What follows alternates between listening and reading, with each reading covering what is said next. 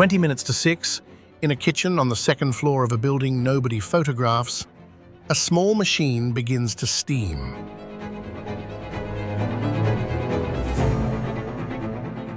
No one is awake to hear it start. It was set the night before, not to a time anybody in this house chose.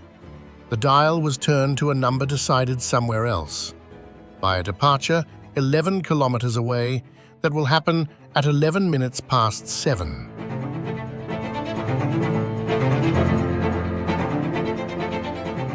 The rice is ready at 6. The rice is always ready at 6. A woman comes in without switching on the main light. She works under the lamp above the sink. 4 small boxes are laid out on the counter, lids off. Rice on one side. A folded omelette. 2 pieces of fish from last night's grill.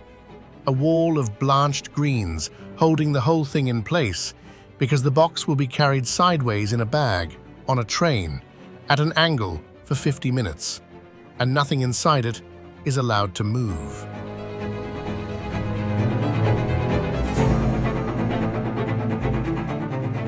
It must also be cold. Warm food sweats, sweating food spoils.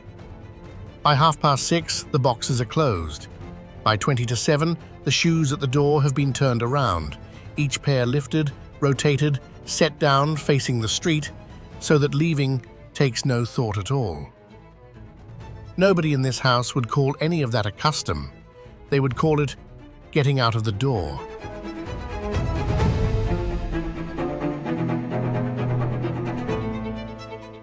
"11 kilometers away, on a platform, a man in a pressed uniform and white cotton gloves is doing something that will look to you like theater.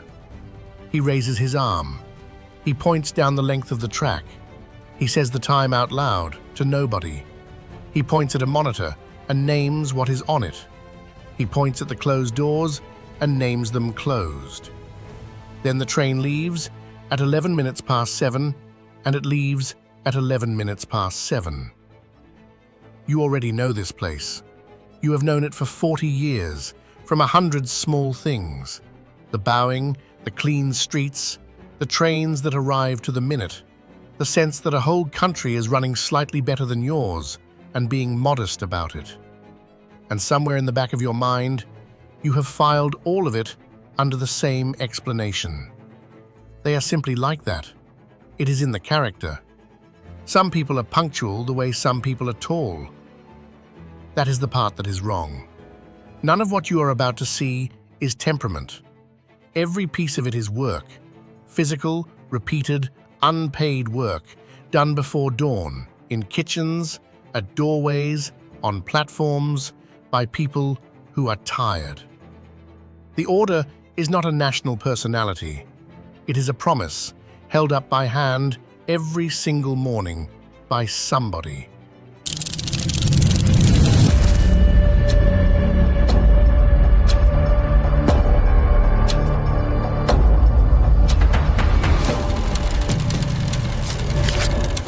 And in November of 2017, that promise produced the strangest document any railway has ever published. A commuter train left a suburban station north of the capital at 9:44 and 20 seconds. It was scheduled to leave at 9:44 and 40 seconds. 20 seconds early. The company issued a written apology. It named the station. It named the failure. The crew had not checked the departure time before starting the departure operation. It used the words severe inconvenience. And in the same statement, it noted that no customer had complained. Not one.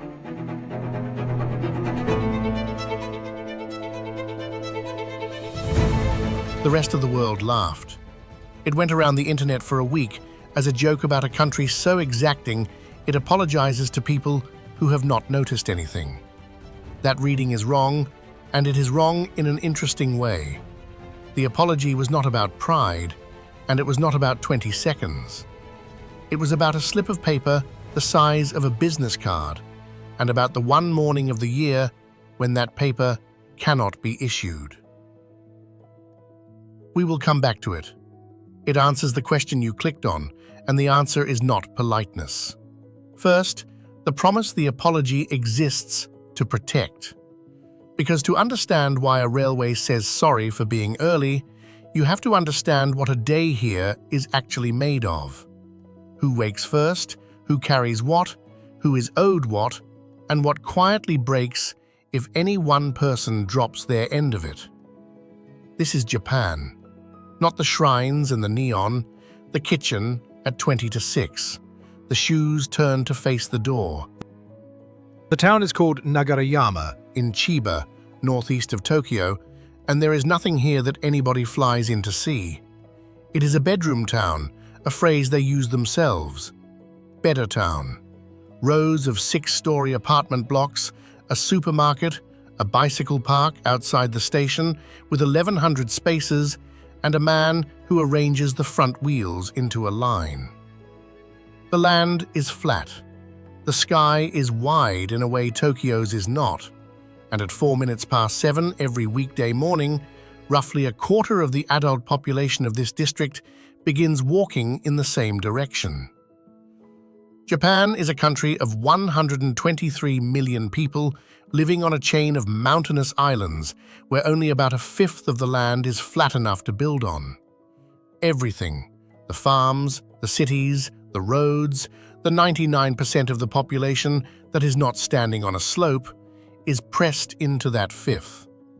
That single fact explains more about daily life here than any philosophy. When you cannot spread out, you stack. When you stack, you share walls, corridors, staircases, bins, platforms, air. And when 11,000 people pass through a small suburban station between 7 and 9 in the morning, the difference between a functioning morning and a failed one is not attitude. It is timing, measured to a degree that would seem obsessive anywhere with more room. The household we left in the kitchen has a father who works in Chiyoda ward, a mother who works 4 days a week at a clinic 2 stations away, and 2 children, one at primary school, one at junior high. Their morning is a chain, and every link is timed off the one after it.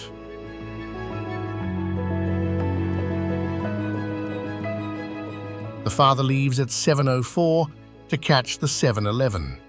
His commuter pass, the Tsukin Tiate, paid for by his employer, as it is for most people who work in an office in this country, covers one route and one route only, between 12 and 22,000 yen a month, depending on distance.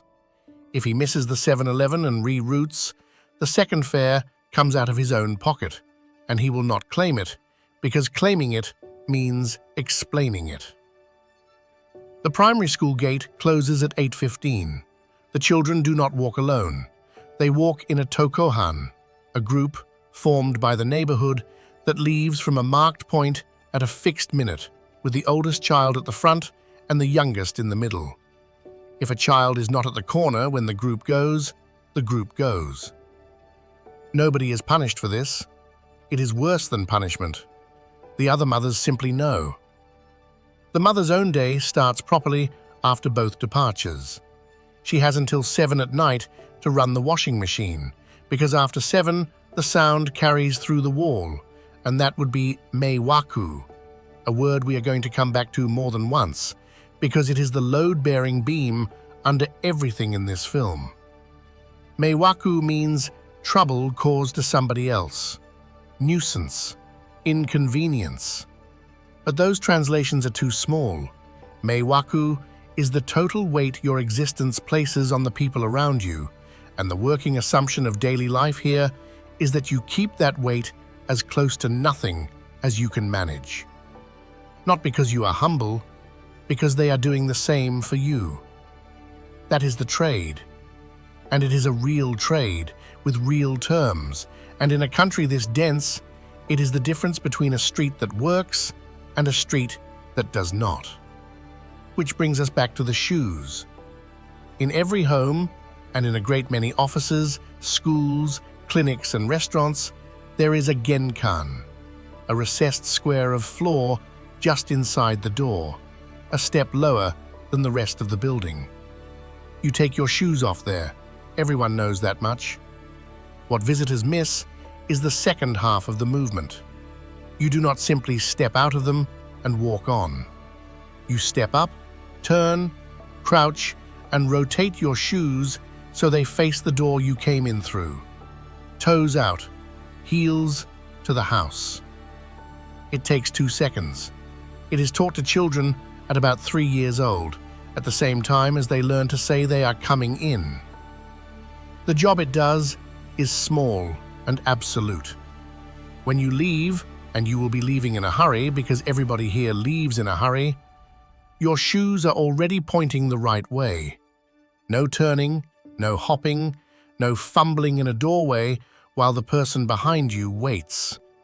The genkan is where the household ends and the timetable begins, and the rule exists so that the boundary costs nobody anything. And there is a second thing on the shelf above the shoes, in a house with school-aged children. A folded square of cloth, roughly the size of a face towel, worn thin from washing. We come back to that cloth. It decides more here than a cloth should.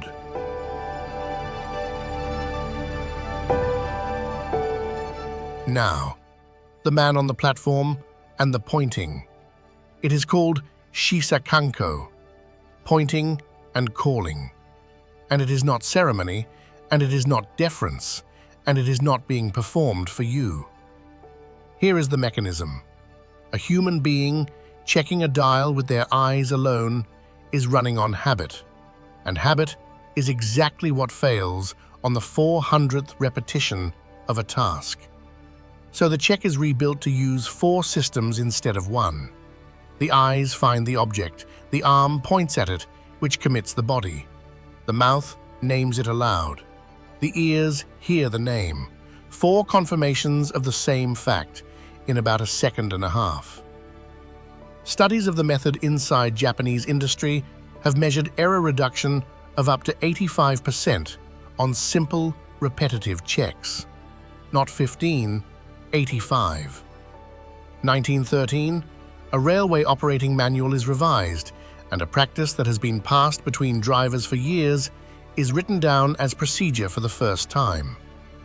The origin story that circulates among railwaymen goes further back still. An engineer whose eyesight was failing, calling out the color of the signals so his fireman could confirm them aloud because he could no longer trust what he saw. A man compensating for something he had lost. And a supervisor watching, not knowing that, and thinking, that is better than what everybody else is doing. It spread out of the cab and into the whole country. You will see it now in factories, on construction sites, in convenience store kitchens counting stock, in hospitals. Some workers perform it crisply, some barely lift the hand. The measurements say both groups still make fewer mistakes than they would with the eyes alone. The lesson under it is the one this whole film keeps arriving at. What looks like a quirk is a solution to a problem somebody actually had. And the problem the railways have is arithmetic. On the busiest sections of the Tokyo network, trains run every 2 to 3 minutes at peak. A single station stop is budgeted in the range of 30 to 60 seconds. The doors open, several hundred people exchange places, the doors close. 12 billion passenger journeys are made on Japan's railways in a year. There is no slack anywhere in that. There is no room for a train to make up time later, because later is occupied by another train. So the seconds have to be right at the start, at every stop, all day, which means somebody has to be certain, which means the arm goes up and the time is said out loud to nobody 10,000 times a shift.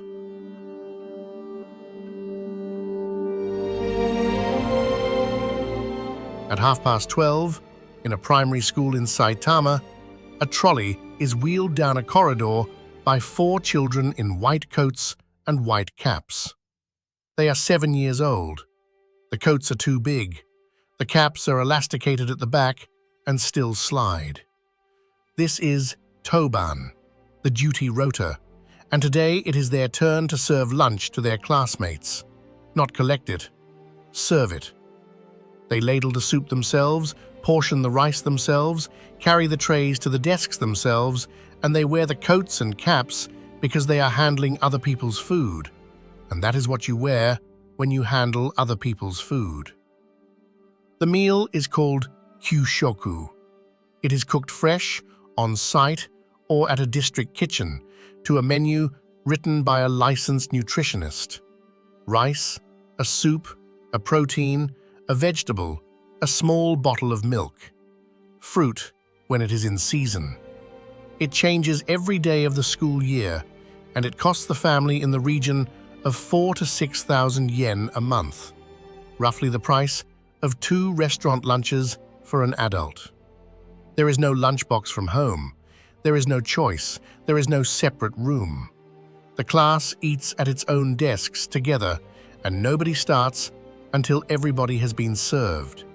Then, all at once, the room says, "Itadakimasu," I receive this, and 40 children begin to eat. 20 minutes later, the trays go back on the trolley, the desks are wiped, and music comes on over the school's speakers. This is Soji no Jikan, cleaning time. There are no cleaners doing this part. Japanese schools do employ maintenance staff. That detail gets lost when this story is told abroad. But the daily work of the classrooms, the corridors, the stairs, and in most schools the toilets, is done by the children for 15 to 20 minutes, 4 or 5 days a week, from the age of 6 until they leave school at 18. They sweep. They wipe the windowsills. They push the desks to the back wall and pull them forward again. Jobs rotate weekly so that nobody owns the good task and nobody is stuck with the bad one. And now the cloth on the shelf above the shoes makes sense. It is called a zokin. Every child brings one from home, sewn by a parent or bought for a few hundred yen, and it is theirs, and it lives in their bag, and when it wears out, they bring another. That is the whole lesson, delivered without a single word of instruction. You will clean this room. You will clean it with a cloth your mother made. You will do it next to the child who dropped the rice. And the fastest way to spend less of your life doing this is to not make the mess in the first place. There is no moral lecture attached. There does not need to be. By 11, a child here has scrubbed a floor several hundred times and understands in their hands rather than their head that mess is not absorbed by an invisible adult. Mess is absorbed by whoever comes next. That is Maywaku, taught at 7 with a wet cloth. Which is why the strangest thing about the streets outside is not that they are clean. It is that there are almost no bins. Walk a residential street in Setagaya in western Tokyo at 7:30 in the morning and you will find no public rubbish bins at all, a legacy of a security decision made decades ago and never reversed. You carry your rubbish home, all of it, all day. The wrapper goes in your bag and comes back to your kitchen. What you will find instead, every 100 meters or so, is a small marked patch of pavement, or a wire cage, or a corner draped with a blue net. The Gomi station. And it is not a council facility. It is a shared object belonging to the 8 or 12 households around it. The rules are municipal, and they change when you cross a ward boundary, which is why moving house here means learning rubbish again. Burnables on these 2 days, plastic containers on that one, PET bottles separated into 3 parts, the bottle, the cap, and the label, because they are 3 different materials and they are recycled by 3 different processes. Cans and glass rinsed, cardboard flattened and tied with twine, not tape. In the 23 wards of Tokyo, you may use any clear or semi-transparent bag. In many other cities, you must buy the official municipal bag, color-coded by category, from the supermarket. Black bags are refused everywhere because a collector has to be able to see what is inside. Large items, a chest of drawers, a mattress, are sodai gomi. You telephone, you book a date, you buy a sticker, you write your name on it, and you put it out at the time you are given. And then there is the rule that has nothing to do with recycling at all. You put the bag out on the morning of collection, not the night before, by 8. Visitors get this wrong constantly, and they get it wrong by being considerate. The bag goes out at 10 at night, neatly, so as not to be rushed in the morning. What happens next involves the only wild animal that genuinely matters to daily life in this country. Tokyo has a large, clever, entirely urban population of jungle crows. They are the size of a small cat. They have learned the collection calendar of every neighborhood they live in, and they can open a knotted supermarket bag in under a minute. That is what the blue net is for, not decoration. A crow barrier, weighted at the corners, and it only works if the bags are tucked completely under it. So the bag that went out at 10 at night is opened at 4 in the morning, and by 6, the contents of one household's week are spread across 10 meters of pavement. The fish skin, the nappy, the envelope with the name on it. And here is the part that decides how this street works. Nobody knocks on the door. Nobody leaves a note. The neighbor who lives nearest the net comes out with a dustpan before anybody else is up and clears it and says nothing about it, that day or ever. They will simply know, and you will never be told. Back in the kitchen, the boxes we watched being filled at 6:30 are the reason a whole industry exists. The bento is not a packed lunch. A packed lunch is fuel in a bag. A bento is a container divided into compartments in which every item has a fixed place, a fixed proportion, and a fixed job. And the rules that govern it are not aesthetic, they are structural. A traditional home meal here is built as ichiju sansai, 1 soup, 3 dishes, with rice underneath everything as the constant. Something warm and liquid, something starchy, something with protein, something sharp and pickled to cut across the rest. Compress that shape into a box that will spend 4 hours on its side, and you get the bento's grammar. Rice fills the largest compartment and is packed firm so it holds the wall. The protein sits on the rice, cooled, never steaming. The vegetables are blanched rather than dressed because dressing runs. A folded omelette or a wall of greens acts as a divider, so nothing slides into anything else. Green, red, yellow, white, and black across the box, not for the photograph, but because 5 colors in a lunch is the fastest heuristic anyone has yet invented for a balanced plate, and it can be judged at a glance at 6:30 in the morning by somebody who has not had coffee. There is no reheating in most workplaces and most schools. The box will be eaten at the temperature it reaches, so everything in it has been chosen because it is still good cold, which is a much shorter list of foods than you might think, and it is the list this cuisine has been refining for 400 years. It is also, quietly, about an hour of somebody's morning, every weekday for 18 years. That hour is almost always a woman's. That is not a compliment or a criticism, it is the arrangement, and it is under more strain now than it has ever been, as more households need 2 incomes and the 6:30 kitchen still has to happen. 600 kilometers west in Kyoto, a woman in her 70s slides open the front of a wooden house that is 3.5 meters wide and 20 meters deep. They call these machiya, townhouses. The narrow frontage is a fossil of an old property tax charged on street width, so every merchant built thin and long and pushed the rooms back into the block. The result is a city of buildings that look modest from the street and go on for a surprisingly long time. She sweeps the stone outside her door. Then she sweeps a meter or so past it in each direction, onto the ground in front of her neighbors' houses. That extra meter is the entire point. She is not doing them a favor.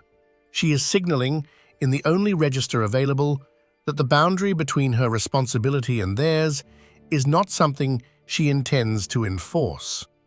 They will do the same tomorrow. Nobody agreed it. Nobody thanks anybody. Kyoto is where the unwritten rules run at their tightest and where outsiders, including Japanese outsiders from other cities, get caught most often. The famous example is the tea. If you have overstayed, a Kyoto host may offer you bubuzuke, a simple bowl of rice with tea poured over it.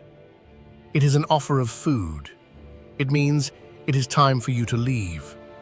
The joke about this is old and locals are tired of it, but the underlying grammar is real and it operates everywhere in the country. The direct refusal is avoided because a direct refusal forces the other person to have been wrong out loud. Instead, you are given a door and you are expected to notice it. Chotto, a little, means no. It is a little difficult means it is impossible. We will consider it positively means we have considered it. Foreigners describe this as indirectness and hear evasion in it. That is a misreading. It is not that they will not say no.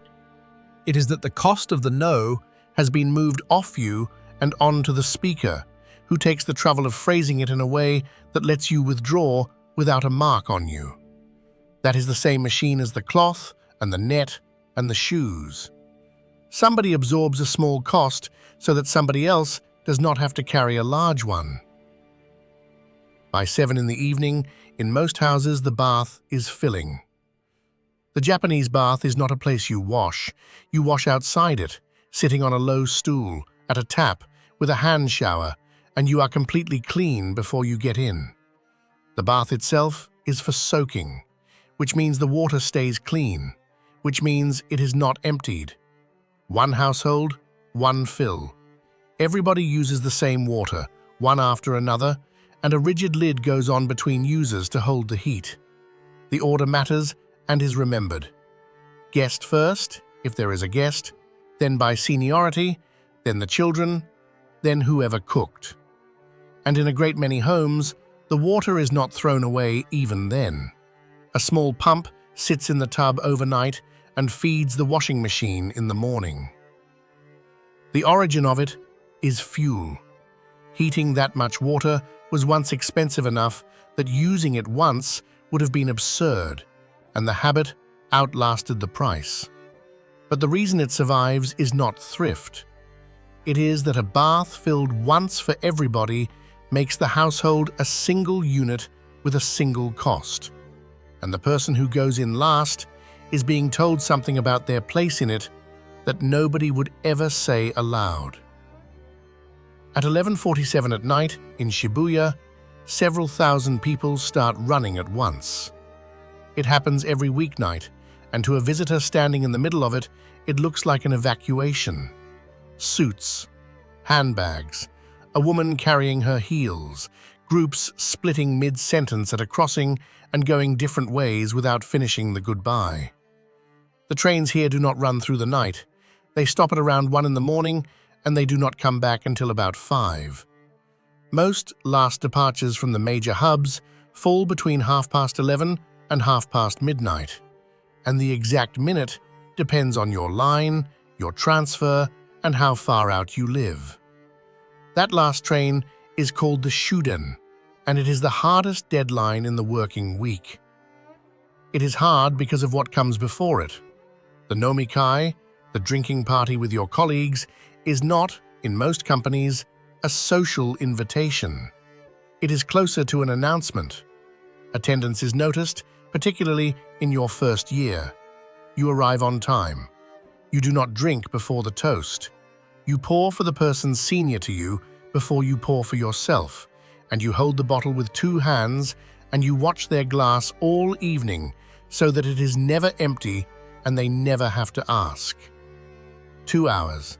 Then often the nijikai, the second venue, smaller, looser, the one where the actual conversation happens. And running underneath all of it, in everybody's head, is a countdown. Miss it, and the options are these. A taxi at 3,000 to 8,000 yen, depending on how far out you live, and considerably more if you live properly out. A capsule hotel. Or a manga kissa, a comic cafe where 1,500 to 3,000 yen buys a reclining chair in a booth, a blanket, a shower, unlimited soft drinks, and the walls of a small room until the trains start again at 5.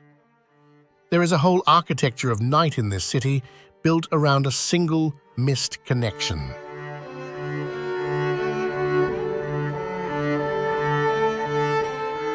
And in the gap the trains leave, the convenience stores stay lit. There are more than 50,000 of them across the country. They are called konbini, and the name undersells them badly. You can pay your electricity bill there, post a parcel, buy concert tickets, withdraw cash, print a document, photocopy your residence card, buy a shirt and a tie at 4 in the morning. Deliveries arrive 3 times a day, timed to the hour.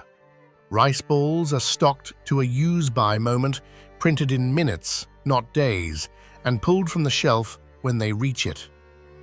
After 8 in the evening, supermarkets begin marking down the prepared food, 20%, then 30, then half, and a 600 yen bento becomes a 300 yen bento, and there is a specific hour at which a specific kind of shopper appears.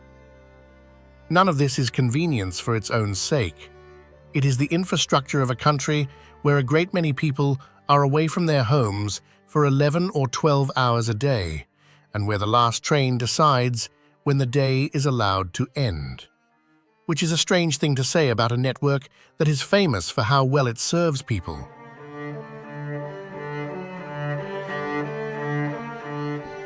So let me put a marker down. There is a small station in the far north of this country that ran 4 trains a day for almost nobody, and the story the world was told about it in 2016 was wrong. The true version is better and harder, and we are nearly at it. First, the north. Hokkaido in February, snow to the eaves. A single track running east through a valley where the trees are the only vertical thing for a kilometre in any direction. Hugh Shirataki was a wooden shed with a platform, 1 bare bulb, and a paper timetable on the wall showing 4 trains a day. In January of 2016, it became, for about a fortnight, the most shared story on the internet. A railway, the world was told, had refused to close a station because a single high school girl used it to get to school and would keep the trains running until the day she graduated. It was told everywhere. It was told as proof of something, that here was a country that would run a railway at a loss for 1 child.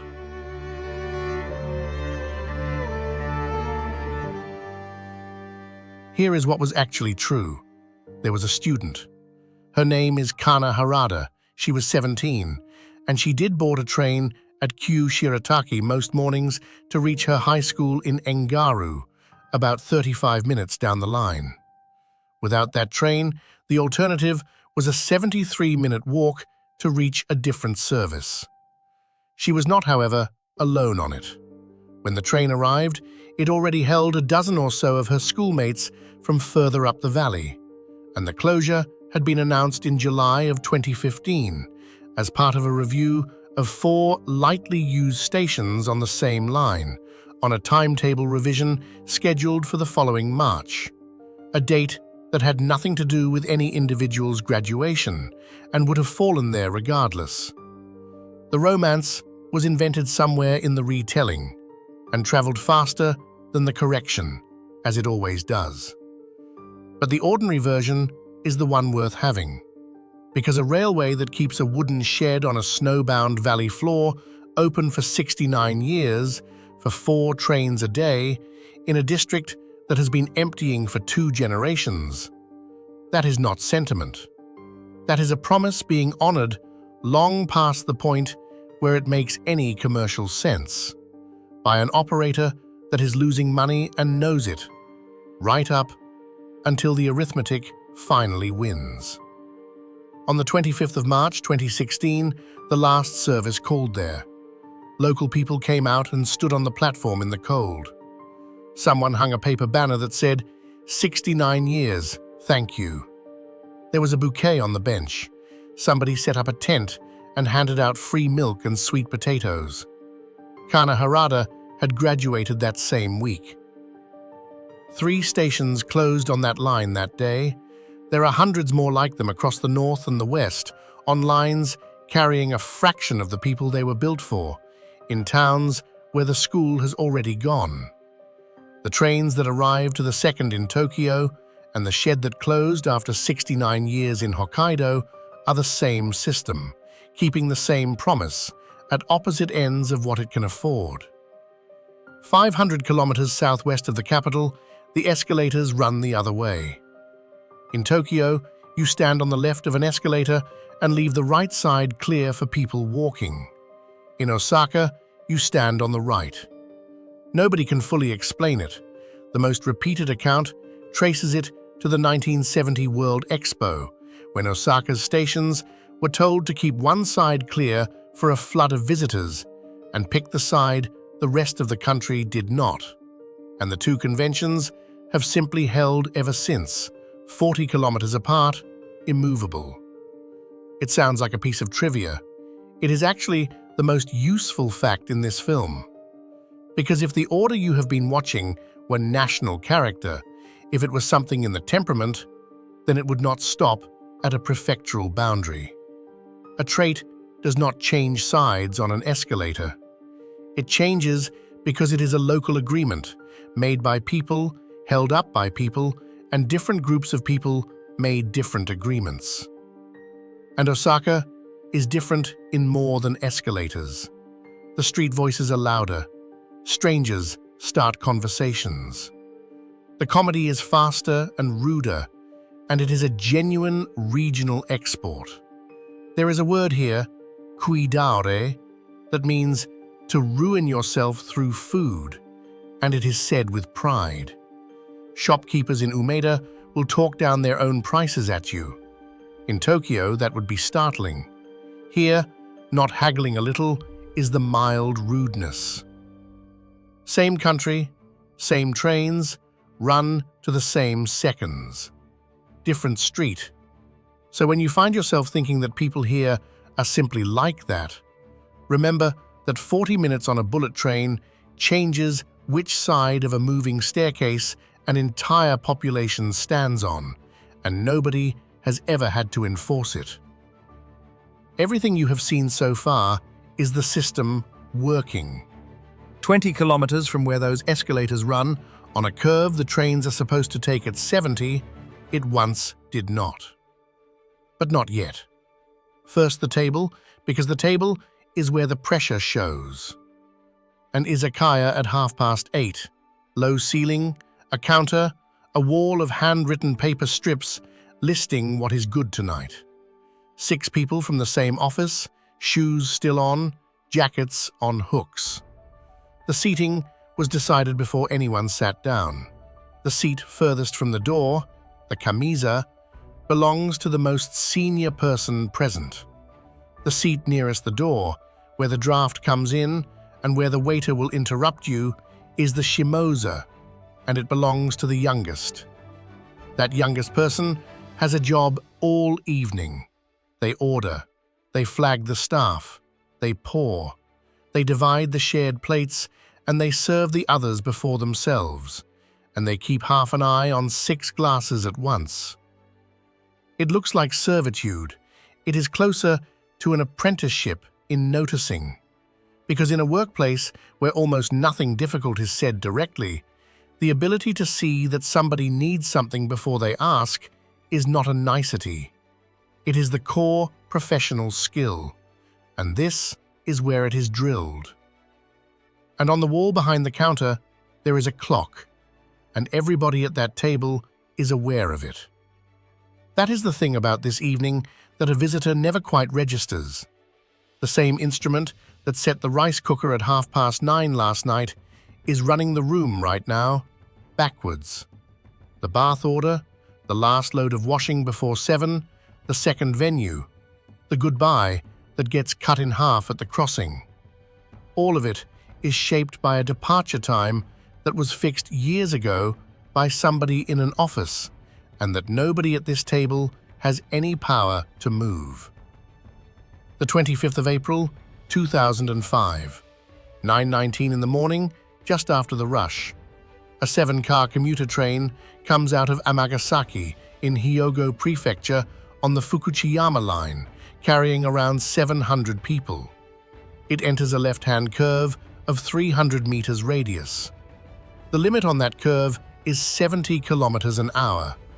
The recorder in the rear car will later show 116.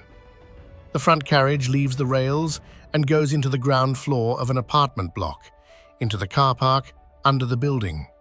It takes days to get it out. 106 passengers are killed. The driver is killed. 562 people are injured. It is the worst rail accident this country has suffered in 40 years. The driver's name was Ryujiro Takami. He was 23 years old. 4 minutes before the curve, he had overshot a platform at Itami. Not by a little, by around 100 meters, far enough that the train had to be reversed and the passengers had to wait. That put him 90 seconds down. 90 seconds. Hold that against the number. Over the 3 years before the crash, successive timetable revisions had cut the slack out of that stretch of line. The margin built into the schedule for the 15 minutes between Takarazuka and Amagasaki had gone from 71 seconds to 28. 28 seconds of leeway for 15 minutes of running. He was 90 seconds behind. There was no honest way to make that up, and there was a very serious reason he needed to. Drivers on that railway who lost time faced deductions from their pay, and something worse than money. It was called Nikin Kyoiku, day shift education. On paper, retraining. In practice, it meant being taken off the trains and given days of weeding and grass cutting, cleaning the toilets, copying the company rulebook out by hand in a room where colleagues could watch, writing reports of remorse, standing on a platform for hours, bowing to the drivers going past. Takami had already been through it once, 10 months earlier, for overshooting a platform. The official inquiry did not treat that as background. It named the retraining regime as a probable cause of the crash. Not the driver's inexperience, not the curve, the program. In the months before that morning, The same bend had recorded at least 11 overspeed incidents. Drivers who refused to make up time by exceeding limits, who flagged the schedule as unsafe, could find themselves marked as difficult. The ones who hit the numbers were promoted. So this is what 107 deaths were built out of. A schedule tightened past the point where a human being could recover from a normal mistake, and a disciplinary system that made the mistake unbearable to admit. The punctuality you admire and the disaster at Amagasaki are not two separate stories about this country. They are one story, and this is the end of it that nobody puts on a postcard. There is no recovery line here. 107 people went to work and did not come home, and a 23-year-old driver died in the cab trying to buy back 90 seconds that the timetable had already spent. And it is precisely because of that morning that the question in the title has an answer at all. Because the seconds are not an aesthetic, they are load-bearing. and a country that has learned, at that cost, exactly what happens when the load is put on one person's shoulders, has spent the last 20 years building machinery to make sure it never is again.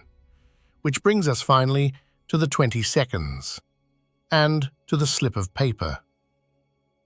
Shinjuku, 8:15 in the morning. 3.5 million people pass through this station on a normal day. There are more than 50 platforms and 200 exits, and people who have used it for a decade still take the wrong one. At the ticket gates, a member of staff is standing beside the barriers holding a stack of small cards. It is called a chien shomeisho, a delay certificate. If a service runs 5 minutes or more behind, the operator issues them, at the gate, by hand, or through the company's app and website. The card is about the size of a business card. It carries the date, the line, and the length of the delay, marked in 5-minute bands. Some of them, on bad days, run to hundreds of minutes. You take one, you put it in your pocket, and when you arrive at your office or your school, you hand it over. Now look at what that object actually is. It is not compensation. Nobody gets any money. It is not an apology in itself. It is evidence, a document, issued by an institution certifying that the reason you are late is not you. And it exists at national scale, in the public infrastructure of an entire country, because being late here is not a private embarrassment. It is Maywaku. It is a cost you have imposed on other people who arrange their morning around you. The meeting that waits, the colleague who covers, the class that starts twice. The certificate is the machine that lifts that cost off the individual and puts it back on the system that caused it. That is the promise. Not that trains are never late. Trains are late here for snow, for typhoons, for earthquakes, for the wild boar on the line in Hyogo. For the 1,000 human reasons a network this size fails somewhere every single day. The promise is this: if the railway breaks its word, the railway will carry the consequence in writing on your behalf, and you will not have to argue for it. Now hold that up against a train that leaves 20 seconds early. A late train produces a passenger who is on the train, inconvenienced, delayed, and covered. There is a piece of paper at the gate with their name's worth of proof on it. An early train produces something with no equivalent anywhere in the system. It produces a passenger standing on a platform who did everything right. They left the house at 7:04. They turned their shoes at the door the night before. They arrived before the scheduled minute, as they have every morning for 11 years. And the platform is empty. And there is no certificate for that. The machinery does not issue a document that says, a train left before it should have, and this person, who was on time, was not on it. That fault has nowhere to go. It stays on the passenger, who will walk into their office late with nothing in their hand, in a working culture where lateness without proof is a mark against a person's reliability rather than an accident of the morning. That is what the company was apologizing for. Not 20 seconds. Not perfectionism, not pride. They were apologizing because for 20 seconds they had taken a failure that belonged to them and handed it to a member of the public who had no way to prove it was not theirs. And because in this country, that particular transfer is the one thing the whole arrangement exists to prevent. Which is also why the strangest sentence in that statement is the one everybody read as comedy. No customers complained.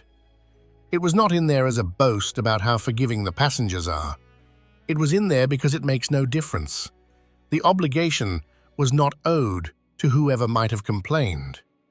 It was owed to whoever might have been standing there. Nobody was harmed, and the debt was still real, and it was still paid. In public, in writing, over 20 seconds, to nobody in particular. That is not a country being fussy about a timetable. That is a country being extremely precise about who owes what to whom. 10:30 at night, back in the apartment in Nagarayama. The washing machine has been silent for 3 hours. The bath has been emptied into the drum for the morning. In the room at the back, a futon has been taken out of the cupboard where it lives during the day and laid on the floor, because the room is a bedroom at night and something else in the daytime, and the space is not large enough to be only one thing. Somebody crouches at the door and turns 4 pairs of shoes to face the street. Then the dial on the rice cooker is set for 6 because of a departure at 11 minutes past 7, 11 kilometers away, that nobody in this house has ever once thought about. And this is the part that will not resolve. The crush on those trains is easing. On the main sections of the big private railways, the peak congestion figure has fallen from around 155% 20 years ago to about 127. Read the wrong way, that is progress. It is not. The trains are less full because there are fewer people to fill them. The population has been shrinking for over a decade. The high schools in the valleys are closing. The sheds on the branch lines are coming down 4 at a time at each timetable revision.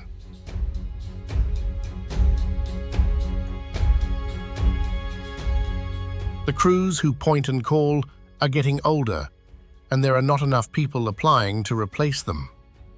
The margins that were cut to 28 seconds have not been widened everywhere, and the weight of not being trouble to anyone, the thing that makes a street this quiet and a platform this orderly, is the same weight that makes a parent hesitate to board with a crying child, and a person with a disability decide not to ask.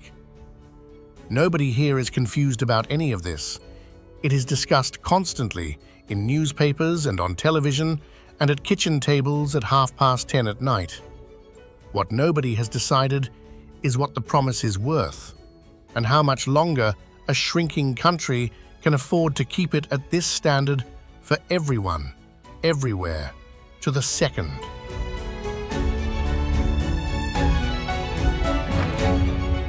At 10:50 in the morning, at the far end of a suburban platform, the last service of the night comes in.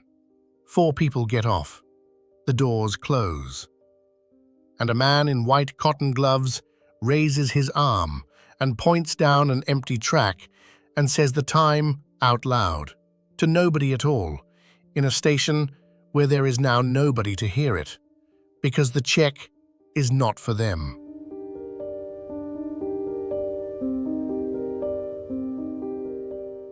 It never was. Thank you for watching. Until the next journey.